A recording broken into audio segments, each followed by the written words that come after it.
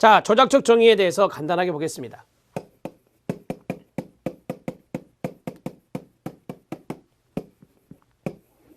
자, 조작적 정의의 첫 번째는 절차에 구체합니다.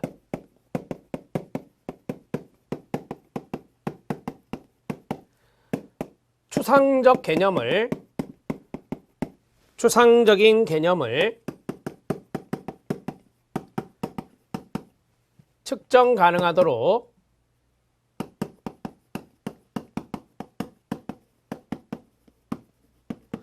구체화하는 것이다. 수량화 작업이 필요할 수밖에 없겠죠. 이렇게 정리가 됩니다. 자, 앞에서 가설할 때 뭐 조작적 정의가 있었습니다. 가설 설정 시 조작적 정의화가 이루어질 필요가 있습니다. 자, 그 다음에 조작적 정의는 개념적 정의를 벗어나면 안 됩니다. 개념적 정의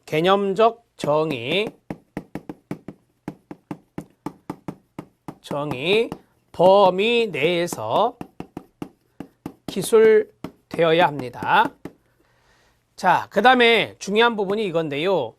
거기 보면 여러 가지 조작적 정의, 한 구인의 개념에 여러 가지 조작적 정의가 존재합니다. 자, 위에서 말씀드린 대로 이 조작적으로 정의하는 방법이 한정되어 있지 않다. 방법이 한정되어 있지 않다.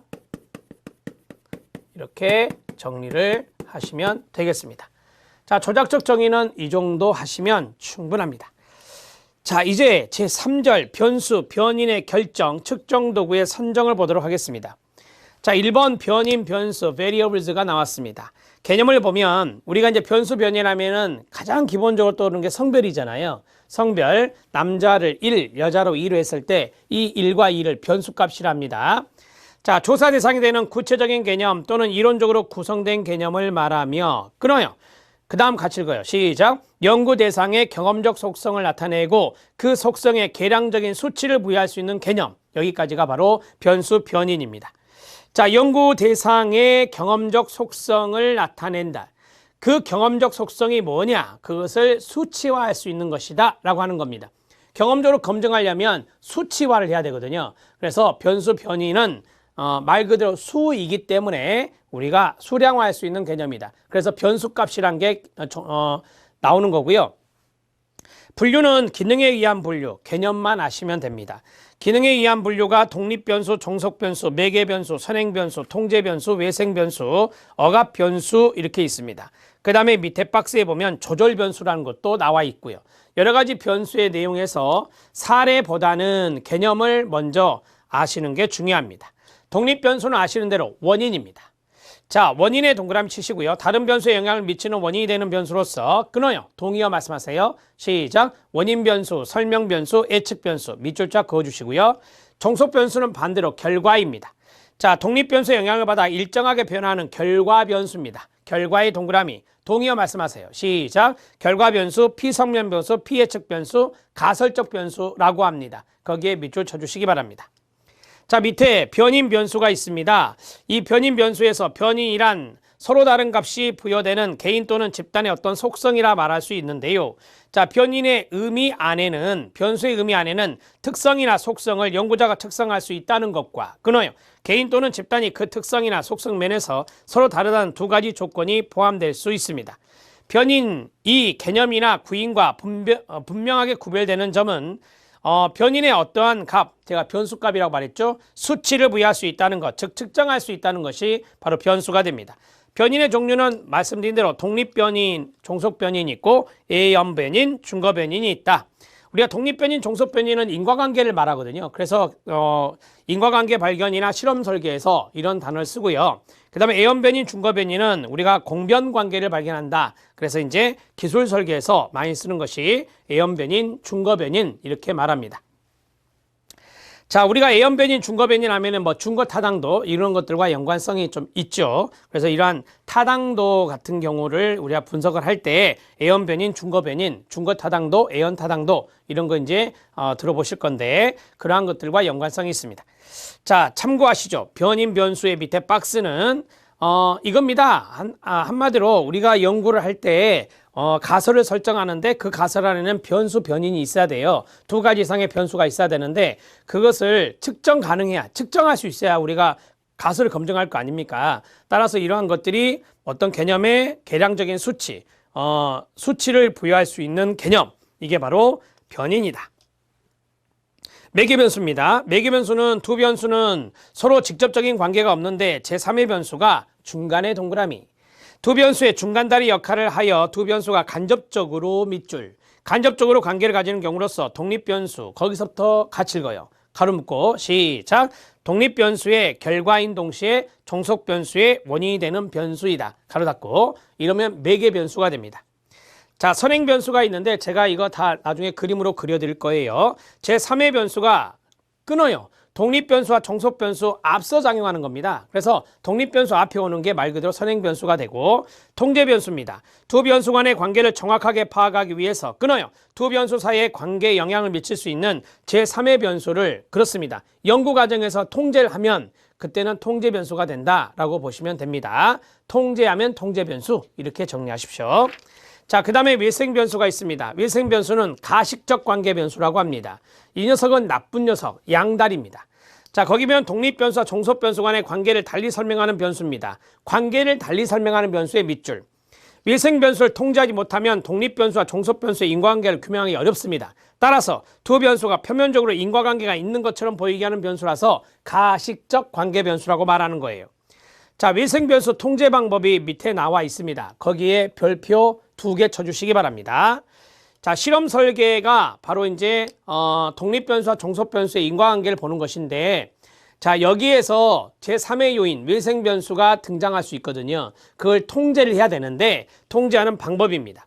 실험 설계하기 전에 결과 변수에 영향을 미칠 가능성이 있는 외생변수를 통제하는 방법은 다음과 같은 것이 있습니다. 첫 번째, 제거입니다. 외생변수로 작용할 수 있는 요인이 실험 상황에 개입되지 않도록 하는 거예요. 개입되지 않도록 하는 것이 말 그대로 제거. 그 다음에 균형화 매칭입니다. 예상되는 외생변수의 영향을 동일하게 받을 수 있도록 실험 집단과 통제 집단을 선정하는 방법인데 이걸 짝짓기라 하죠. 그래서 통제 집단과 실험 집단과 통제 집단 또는 처치 집단과 비교 집단, 이 집단을 서로 동질하게 만드는 거예요. 그게 매칭 짝짓기 균형화라고 합니다. 상쇄입니다. 외생변수가 작용하는 강도가 다른 상황에 대해서 다른 실험을 실시함으로써 외생변수의 영향을 제거하는 겁니다.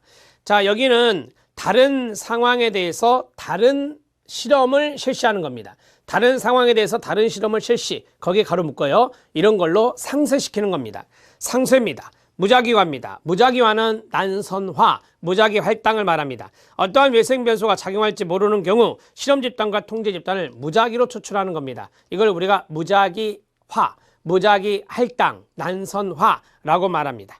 이 네 가지 읽으세요. 시작. 제거, 그 다음에 균형화 또는 매칭, 그 다음에 상쇄, 그 다음에 무작위 할당, 이런 것들이 바로 통제 집단을 제거할 수 있는 실험 설계에서 외생변수, 통제 집단 제거가 아니라 실험 설계에서 외생변수를 통제하는 방법이다. 이렇게 정리하시면 돼요. 자, 그 다음에 밑에 억압변수가 있습니다. 왜곡변수, 가식적 연관계 변수입니다. 이 녀석도 양다리를 거치는 녀석인데 이 녀석은 관계가 없는 것처럼 보이게 하는 변수예요. 하나의 변수와는 긍정적으로 상관되어 있고 이걸 정적 상관이라 합니다. 끊어요. 다른 하나의 변수가 이제 결과 변수라면, 자, 종속 변수와는 부정적으로 상관되어 있다. 부적 상관관계입니다. 그러면서 인과관계가 없는 것처럼 그래서 비가식적 가식적 연관계 변수랍니다. 우리가 영은 없다 이 뜻이었잖아요. 그래서 관계가 없는 것처럼 그러면 연관계가 되는 거예요. 그래서 가식적 연관계 변수라고 하는 것이 억압 왜곡 변수라고 이야기합니다. 자, 실력 따지게 보면 조절 변수와 매개 변수가 있는데 이 내용은 좀 이따 하기로 하고, 자, 먼저 제가 그림을 통해서 정리한다 했죠. 독립 변수가 있고 종속 변수가 있습니다. 자, 우리가 독립변수 하면은 원인변수, 이게 앞에 와야 되겠네요. 종속변수 하면 이게 결과변수다 이렇게 말했습니다. 자, 원인이 앞에 온다. 그래서 이렇게 보는 것이죠. 이걸 우리는 인과관계라고 말한다. 이렇게 정리할 수 있습니다. 자, 이것을 설명하기 때문에 설명변수라고 하고, 이것이 어떻게 나올 것인가를 이것이 예측하기 때문에 예측변수라고 말합니다. 이게 포인트. 자, 그 다음에 여기는 설명당하고 예측당하고 있습니다. 그래서 피설명, 그 다음에 피예측, 그 다음에 가설적 변수라고 합니다. 이 세 가지가 종속변수의 동의어가 됩니다. 자, 그런데 여기에서 C라고 하는 녀석이 등장합니다. 이렇게 중간다리 역할을 했습니다. 화살표를 잘 보세요. 중간다리 역할을 했습니다. 그래서 이게 매개변수가 되는 것입니다. 자, 매개변수는 중간다리 역할을 하는데 잘 보십시오. 이것만 보시면 이게 독립변수고 이게 원인이 돼요. 이것만 보시면 이게 종속변수고 이게 원인이 돼요. 따라서 매개변수의 개념은 독립변수의 원인이면서 and 독립변수의 결과죠. 결과. 이렇게 갔으니까 독립변수의 결과이면서 종속변수의 원인인 변수다. 자, 이렇게 정리하면 매개변수의 개념까지 떨어집니다. 자, 저는 지금 하나, 둘, 세 가지의 개념을 잡았고, 그 다음에 이런 그림도 생각해 볼 수 있습니다. 독은 독립변수, 종은 종속변수. 자, C가 있습니다. 양다리 걸칩니다. 관계가 있는 것처럼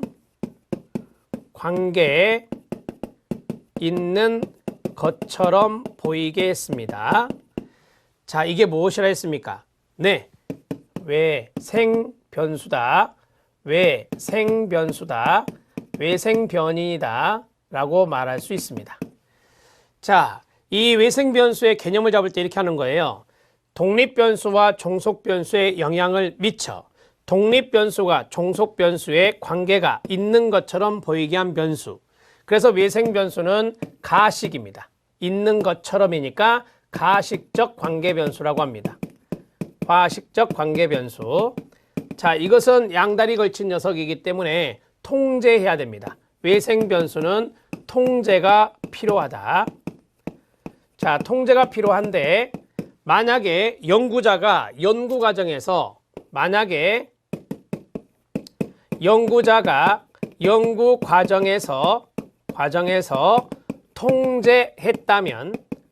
통제했다면 그때는 외생변수라 하지 않고 그렇습니다. 통제변수가 됩니다.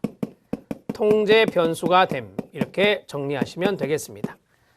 자, 됐고요. 그 다음에 외생변수의 통제 방법이 있었습니다.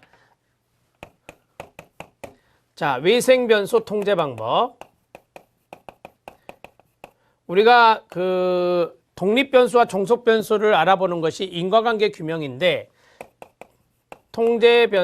외생변수 통제 방법에서 실험 설계에서 실험 연구에서 통제 방법을 말씀을 드리면 첫 번째 1번은 제거하는 방법이 있다. 그 다음에 2번은 매칭이 있다. 매칭은 짝짓기다. 자, 실험 집단과 통제 집단의 특성을 동질하게 만드는 거예요. 자, 이것을 우리가 균형화다 이렇게 말합니다. 그 다음에 여러분들이 많이 알고 있는 실험 집단과 통제 집단을 무작위로 할당하는 거예요. 무작위로 나누는 무작위 할당이 있습니다. 무작위 할당을 무작위가 랜덤 무선이라 하니까 무선 할당이라고도 하고 그 다음에 난선화라고도 합니다. 이렇게 정리하고 그 다음에 네 번째 상쇄라고 하는 것이 있었습니다. 다른 상황에서 다른 실험 설계를 해서 외생 변수를 통제하는 방법이 바로 상쇄다 이렇게 말할 수 있죠. 이 네 가지가 바로 이제 출제된 포인트라서 간단하게 적어 놓으시기 바랍니다. 자, 이제 억압변수, 왜곡변수를 보도록 하겠습니다. 자, 억압변수, 왜곡변수는 독립변수가 있고 그 다음에 종속변수가 있다.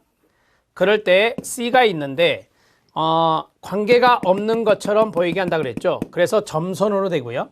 이것은 양다리 걸치는 녀석이 됩니다. 자, 양다리 걸쳐서 한쪽에는 정적 상관이면 한쪽은 부적 상관이 되고 한쪽이 부적 상관이면 다른 한쪽은 정적 상관이 된다라고 하는 거예요. 서로 관계가 이제 그런 관계가 있게 되면 이것을 우리가 왜곡변수, 억제변수라고 합니다. 관계가 없는 것처럼 이것이 독립변수와 종속변수의 관계가 없는 것처럼 보이게 한 변수가 된다. 그럼 이 C라는 변수는 억압, 왜곡, 억제 변수라고도 합니다. 변수라고도 한다. 자, 이것을 뭐라 합니까? 관계가 없는 것처럼 그랬으니까 영관계입니다. 근데 것처럼이 들었으니까 가식적이라고 가식적 영관계 변수가 됩니다. 자, 이 녀석도 양쪽에 영향을 미치고 있기 때문에 통제해야 됩니다. 통제해야 한다. 이렇게 정리를 간단하게 하시면 됩니다. 자, 억압, 왜곡, 억제 변수는 아직까지 출제가 안 됐기 때문에 이 정도로 정리하시면 충분하고요. 자, 이제 조절 변수가 나올 겁니다. 조절 변수는 독립 변수가 있고 종속 변수가 있을 때 이것이 이걸 이렇게 영향을 줘요. 주는데, 자, 조절 변수 같은 경우는 이 두 가지의 영향을 조절하는 것입니다. 두 가지의 영향을 조절하는데 이 조절 변수는 대개 이런 식으로 나옵니다. 다시 쓰겠습니다. 조절 변수는 뭐에 따라, 뭐 함에 따라 이런 식으로 정리가 되죠. 자, 예를 들어서 독립 변수에 소득 수준이 있고 그 다음에 종속 변수에 만족도가 있다. 직무 만족도라 할까요? 자, 이 소득은 급여가 되겠죠? 이 급여 수준에 따라서 직무 만족도를 보고자 하는데 이것은 성별에 따라 다를 수 있습니다. 남자와 여자가 다를 수 있다고요. 그래서 이 자리에 성별이 들어갈 수 있다고요. 그러면 성별에 따라 이렇게 들어가겠죠?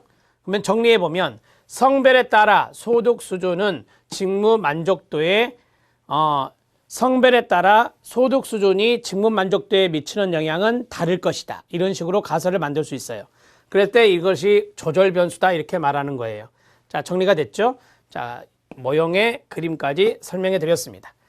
자, 이제 그 실력 따지기 내용을 보시죠. 조절 변수와 매개 변수를 비교해 놨는데 모형이 틀립니다. 모형이 틀려요. 자, 조절 변수란 독립 변수와 종속 변수 사이에 가로 강하면서도 불확정적인 효과를 미치는 겁니다.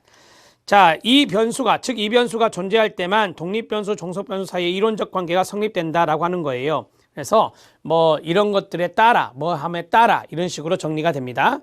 이 조절 변수 A, 독립 변수 C, 종속 변수에 미치는 관계 자체는 적합하지만 이러한 관계가 어떤 특정 변수에 의해서 달라질 수 있다는 겁니다. 월 수입이 독립 변수고 행복 지수가 종속 변수일 때 성별에 따른 조절 요하는 남성이 월 수입 행복 지수에 미치는 영향 정도와 끊어요. 여성이 월 수입 행복 지수에 미치는 정도의 차이가 있을 것이라는 겁니다. 이를 좀 더 어렵게 표현하면 월 수입이 행복에 미치는 영향에서 성별의 조절 효과가 보일 것이다 라고 하는 거예요. 그래서 이 성별이 바로 조절 변수 역할을 하는 것입니다.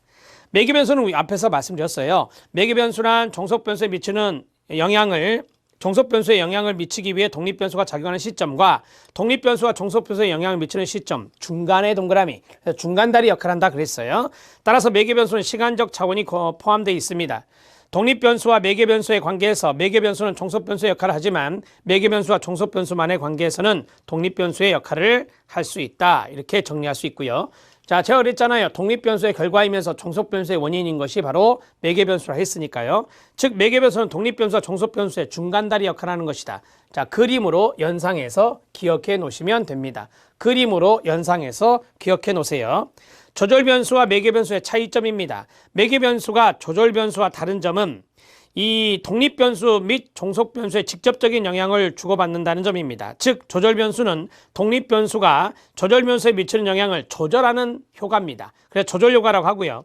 매개변수는 독립변수의 영향을 종속변수에게 전달하는 것이다 라고 보시면 됩니다.